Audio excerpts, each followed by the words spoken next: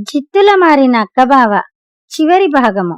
బ్రాహ్మడు తన అల్లుడైన నక్కబావ దగ్గరికి వెళ్ళి, నువ్వు పాపం నీ ధర్మమా అంటూ నాకు రత్నాల దానిమ్మ చెట్టు ఇచ్చావే గాని నాతో ఆ రహస్యం చెప్పకపోతివి. నన్ను శెట్టి కంసాలి కలిసి చాలా ద్రోహం చేశారు. మళ్ళీ ఎప్పటిలాగే మేమంతా తిండికి అల్లాడవలసి వచ్చింది. నీకు పుణ్యం ఉంటుంది. మాకు రత్నాలు వద్దు, కెంపులు వద్దు. ఇంత తిండికి లోపం లేకుండా చేద్దు అని బతిమాలుకున్నాడు. నక్కబావ ఆలోచించి, మీకు విలువ తెలియని ఉపకారం చెయ్యటం నాదే తప్పు. ఈసారి ఈ చట్టి పట్టుకుపోండి. దీని మూత తెరిచినప్పుడల్లా మీకు కావలసిన ఆహారము, వంటకాలు సిద్ధంగా ఉంటూ ఉంటాయి అని మామగారికి ఒక చట్టి ఇచ్చింది. బ్రాహ్మడు సంతోషించి ఆ చట్టి పట్టుకుని ఇంటికి వెళ్ళాడు. చట్టి మూత తెరవగానే అందులో కమ్మగా తయారైన కూరలు, పప్పులు, పచ్చళ్ళు, భక్ష్యాలు సిద్ధంగా ఉన్నాయి. బ్రాహ్మడి సంసారానికి ఆకలి బాధ తీరింది. కొంతకాలం గడిచాక బ్రాహ్మడి భార్యకు ఒక ఆలోచన తట్టింది. మనకు లేనప్పుడు ఒకరికి పెట్టింది లేదు. అల్లుడి గారి దయ వల్ల మనకింత తిండి దొరికింది. ఇప్పుడైనా నలుగురిని పిలుచుకుని ఇంత అన్నదానం చేసుకోకపోతే ముందు జన్మకు పుట్టవద్దా? వండాలా పెట్టాలా? అన్నిటికీ చట్టి ఉండే అని తన మొగుడి చేత ఊరందర్నీ భోజనాలకు పిలిపించింది. పేద బ్రాహ్మడు ఊరందరికీ సంతర్పణ చేస్తున్నాడంటే అందరికీ ఆశ్చర్యం కలిగింది. ధనికుల దగ్గర్నుంచి తేరగా తిందామని వచ్చారు. పొయ్యిలో నిప్పు రాజయ్యకుండా చట్టి మూత తీసి ఊరందరికీ షడ్రసోపేతంగా ఎక్కి తొక్కినట్టు తిండి పెట్టాడు బ్రాహ్మడు. అంతేకాక వచ్చిన అతిథులందరికీ చట్టి మహత్తు చెప్పి దాన్ని తనకిచ్చిన తన అల్లుడి గొప్పతనం కూడా వేనోళ్ల అందరి ముందు పొగిడాడు. బ్రాహ్మడి సంతర్పణలో భోంచేసిన వాళ్లలో రాజుగారింట భోజనాలు చేసిన గొప్పవాళ్లున్నారు. వాళ్ళు రాజుగారి దగ్గరికి పోయి, మహారాజా, ఏమని చెప్పం? మన ఊళ్ళో ఉన్న ఒక బీద బ్రాహ్మడి దగ్గర ఒక చట్టి ఉంది. దాని మూత తీసినప్పుడల్లా అందులోనుంచి అత్యద్భుతమైన వంటకాలు వస్తాయి. వాటి ముందు నలభీమ పాకాలెందుకు? అది నిజంగా తమ బోటి ప్రభువుల దగ్గర ఉండదగిన చట్టి కాని పేద బ్రాహ్మడి దగ్గర ఉండదగింది కాదు. ఆ బ్రాహ్మడు రోజు సంతర్పణలు చెయ్యగలడు. అప్పుడు మీ విందులకెవరొస్తారు అని చెప్పారు. రాజు వాళ్ల మాటలు వెంటనే నమ్మక బ్రాహ్మడి ఇంటికి చట్టిని చూడడానికి స్వయంగా బయలుదేరి వెళ్ళాడు. తాను విన్నదానిలో అబద్ధం ఏమీ లేదని తెలుసుకుని రాజుగారు తన నౌకర్ల చేత బ్రాహ్మడి చట్టిని తన వెంట తీసుకువెళ్ళాడు. మళ్లీ బ్రాహ్మడు యథాస్థితికి వచ్చాడు. రెండో పూట తిండికి లేదు.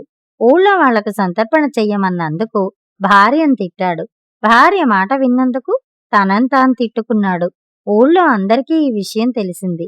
నిన్న గొప్పగా అందరికీ విందు చేశాడు, ఇవాళ మింగమెతుకులేదు అని అందరూ బ్రాహ్మణ్ణి చూసి నవ్వుకుంటున్నారు. ప్రపంచానికి కృతజ్ఞత లేదు. తప్పేది లేక బ్రాహ్మడు మళ్లీ అల్లుణ్ణి వెతుక్కుంటూ బయలుదేరాడు.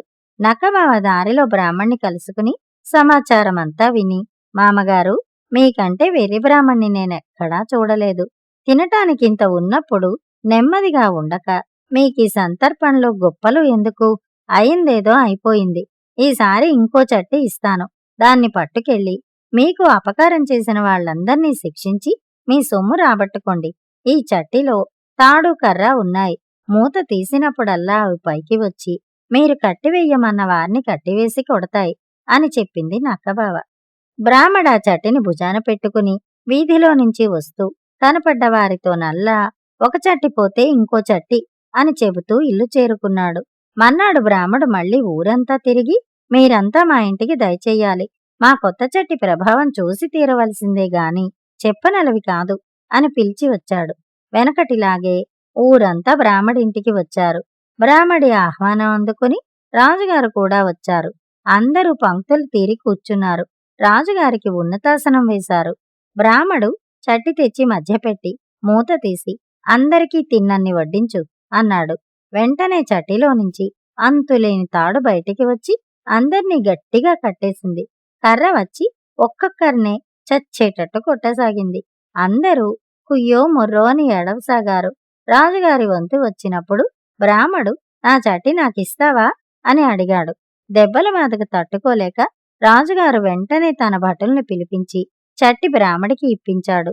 శెట్టి వంతు వచ్చింది. కర్రను చూస్తుండగానే శెట్టి పై ప్రాణాలు పైనే పోయాయి.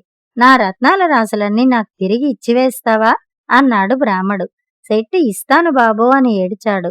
కంసాల్ని కూడా బ్రాహ్మడు శిక్షించి తనను దోచుకున్న వారికి, వేళాకోళం చేసిన వారికి కూడా బాగా బుద్ధి చెప్పాడు. బ్రాహ్మడి కష్టాలు గట్టెక్కాయి. ఇప్పుడు బ్రాహ్మడు ఊరిగడుసలో ఉండడం మానేసి అష్టైశ్వర్యాలతోనూ తులతూగుతున్నాడు. అయితే బ్రాహ్మడికి ఒక అనుమానం తట్టింది. మనకింత ఉపకారం చేసిన అల్లుడు సామాన్యమైన నక్క కాదు. ఇందులో ఏదో రహస్యం ఉండాలి. అదేమిటో తెలుసుకుందాం అని బ్రాహ్మడు తన కుటుంబంతో సహా నక్కబావ ఉండే చోటు వెతుక్కుంటూ బయలుదేరాడు. నక్కబావ ఉంటున్నది ఒక రహస్యమైన గుహ. బ్రాహ్మడు సకుటుంబంగా అక్కడికి వెళ్ళాడు. అది వరకల్లా తన ఇల్లు తెలియకుండా దాచిపెట్టిన నక్కబావకు ఇప్పుడు మామగారి మీద అభిమానం కలిగి గుహలోపలికి తీసుకుపోయింది. గుహలోపల పెద్ద భవనం ఉంది. అంతటా దీపాలు వెలుగుతున్నాయి. ఎక్కడ చూసినా రత్నాలే. ఇది చూసి అందరూ ఆశ్చర్యపడ్డారు. నక్కకు ఇటువంటి ఇల్లు ఎట్లా వచ్చింది ఎవరికీ తెలియదు. అయితే నక్కబావ రహస్యం బ్రాహ్మడి కడసారి కూతురు కనిపెట్టింది. అతనొక రాజకుమారుడు. అతనికి నక్కలాగా సంచరించటం సరదా. అందుచేత బయటికి వచ్చినప్పుడు నక్క శరీరంలో పరకాయ ప్రవేశం చేసి తిరుగుతూ ఉంటాడు. తన గుహలోకి వెళ్ళినప్పుడు మామూలు మనిషి అయిపోయి నక్క శరీరాన్ని భద్రంగా దాస్తూ ఉంటాడు. ఇది కనిపెట్టి బ్రాహ్మడి ఆఖరి కూతురు తన బావగారు స్నానం చేస్తూ ఉన్న సమయంలో నక్క శరీరాన్ని కాస్త కాల్చివేసింది. అంతటితో నక్కబావ కథ కంచికి వెళ్ళింది. మనం ఇంటికి వచ్చాం. కథ సమాప్తం.